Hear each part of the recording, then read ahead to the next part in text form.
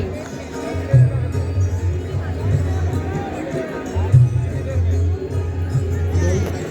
एक दिन बूढ़े अंधे माता पिता ने अपनी काटती आवाज में कहा, सुनिए, मेरी एक अंदरूनी इच्छा है कि हम जीवन में एक बार तीर्थ यात्रा करें। हाँ, मेरी भी यही इच्छा है, परंतु हम नेत्रहीन हैं और मैं अपने पुत्र पर बोझ नहीं बनना चाहता। श्रवण कुमार ने अपने माता पिता की बातें सुन ली और उनसे पूछा, आप किस विषय में चर्चा कर रहे हैं? पुत्र, हमारी एक इच्छा है। क्या इच्छा आपकी? पुत्र, हम जीवन में एक बार तीर्थ यात्रा करना चाहते हैं। श्रवण मुस्कुराए, उनकी आंखों में चमक थी। आपकी इच्छा मेरे लिए आदेश होगा। मैं अपने कंधों पर आपको संपूर्ण तीर्थ यात्रा अवश्य कराऊंगा।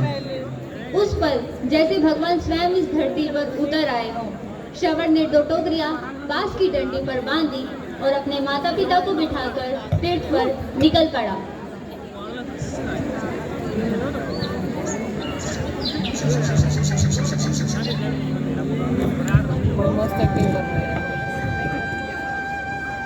एक दिन वह जंगल से गुजर रहे थे और कुछ ऐसा हुआ। पुत्र, हमारी एक इच्छा। पुत्र, हमें प्यास लगी है, थोड़ा जल ले आ। अवश्य पिताश्री, आप कुछ क्षण विश्राम कीजिए, मैं आपके लिए जल अवश्य लेके आता हूँ। कौन सा नशा कर रहा है? वो कर दे रहा है, वो कर दे रहा है। दूसरे छोड़ नहीं, नशा कौन सा कर रहा है? तू कर लेना वहाँ जाके, तेरे बस की हो तो। फालतू की बकचोदी मत मारा कर, अगली मेहनत रिलैक्स है, रिलैक्स रिलैक्स रिलैक्स। पानी भरने चला गया। उसी समय राजा दशरथ शिकार कर रहे थे।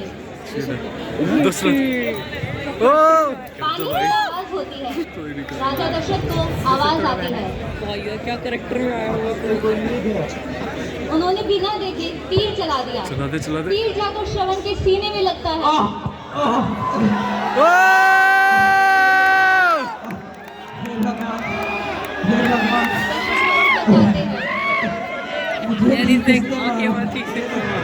भाई ये तीर बहुत ज्यादा लोगों को लग गया। तीर मत निकालो, निकालने दो, मुझे तीर निकालने दो।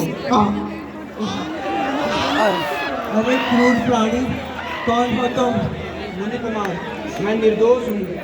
यह भूल से हुआ है। एक रघुवंशी तो कभी भूल में भी किसी निर्दोष प्राणी पर प्रहार नहीं करता है। रघुवंशी?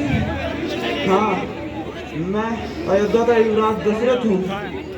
युवराज दशरथ, युवराज होकर तुमसे इतना बड़ा अपराध किस प्रकार हुआ?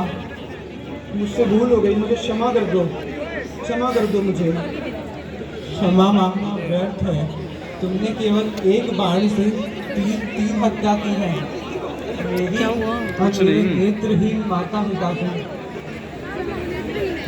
मैं आपके लिए क्या कर सकता हूँ?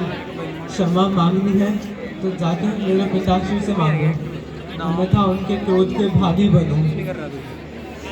किंतु उन्हें शीतल अवश्य पिलाना, यही मेरी अंतिम इच्छा है।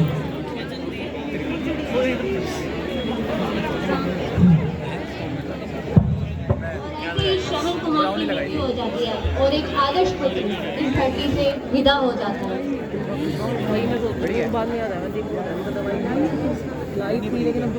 अभी नहीं होगी भाई, अभी नहीं होगी बेक। उधर माता पिता राह देख रहे हैं। काफी देर हो गई है, श्रवण आया नहीं अभी तक। आता ही होगा जल लेकर। राजा दशरथ जब अंधे माता पिता के पास पानी लेकर पहुंचे तो उनके कदमों की आहट सुनकर, पुत्र श्रवण, तुम आ गए, लाओ थोड़ा जल पिलाओ। पहले अपने पिताजी को पिलाओ। अरे भाई मैं जाऊँ। तुम कौन हो?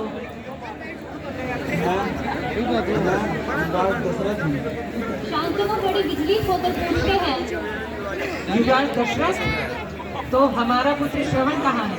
आपका पुत्र नहीं आ सकता, उसकी मृत्यु हो गई है। मैंने भूल से उसे तीर मार दिया। नहीं, यह सत्य नहीं है, तुम झूठ बोल रही हो। ए पापी, इससे अच्छा तो तुम मुझे तीर मार देता। अगर तेरी तरकस में एक और तीर बाकी है तो मार दे मुझे, ले ले मेरे भी प्राण। अब मैं इस जीवन में रहकर क्या करूंगी? पुत्र, मैं आ रही हूँ।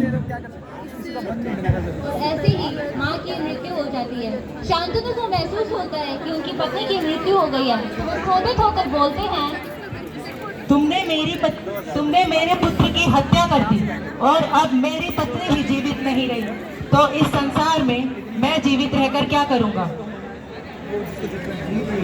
पहले यही आपके पुत्र की अंतिम इच्छा थी। पानी, मैं तुम्हें श्राप देता हूँ कि जिस प्रकार मैं पुत्र वियोग में अपने प्राणों का त्याग कर रहा हूँ, ठीक उसी तरह तुम भी अपने पुत्र के वियोग में अपने प्राणों का त्याग करोगे।